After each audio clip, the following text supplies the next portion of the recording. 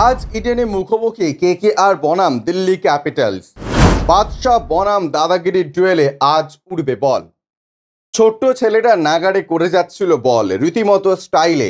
সামনে ব্যাট হাতে সামলাচ্ছিলেন যিনি, তার ওপরে বলিউডের ওঠাপড়া নির্ভর করে আজও।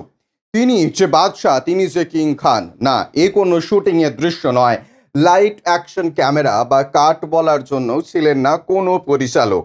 তারপরও রবিবার সন্ধ্যের ইডেন গার্ডেন্সে এক বিরল ঘটনার সাক্ষী থাকলো।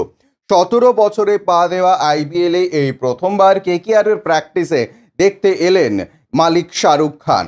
সন্ধ্যে 6:15 নাগাদ যেই ঢুকলেন, যখন বের হলেন ঘড়ির কাঁটায় তখন প্রায় রাত 9টা। তার মাঝে নেটের ধারে দাঁড়িয়ে যেমন মন দিয়ে দেখলেন সুনীল নারিন্দের ব্যাটিং, তেমনই ছেলে আব্রাহামকে নিয়ে মাতলেন টেনিস বল ক্রিকেটে। কখনো ক্যাচ প্র্যাকটিস, কখনো নিজেই নেমে পড়লেন ব্যাট হাতে, আবার কখনো তীক্ষ্ণ নজরে মাটিতে হাঁটু গেড়ে বসে মেপে নিলেন ছেলের ব্যাটিং। রিঙ্কু সিং এসেও ব্যাট হাতে ক্যাচ প্র্যাকটিস করিয়ে গেলেন আব্রাহামকে। এটা যদি ইডেনের একটা অংশে দৃশ্য হয়, উল্টো দিকে দৃশ্যটাও কম চমকপ্রদ নয়। শাহরুখ খান মাঠে আসার প্রায় আধ ঘন্টা পরে মাঠে পা পড়ল তার অনেক আগে থেকেই অবশ্য ক্লাব হাউসের গেটের বাইরে দাদা দাদা চিৎকার চালিয়ে যাচ্ছিলেন সৌরভের মুখোশ পরা অসংখ্য ভক্তরা।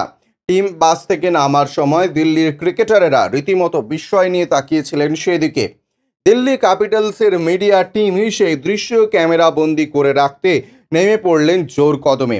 ঘরের ছেলে সৌরভ গঙ্গোপাধ্যায় বুঝিয়ে দিলেন ইডেনে তিনি বাদশা কা বাদশা। ব্যুরো রিপোর্ট, ইউচে নিউজ।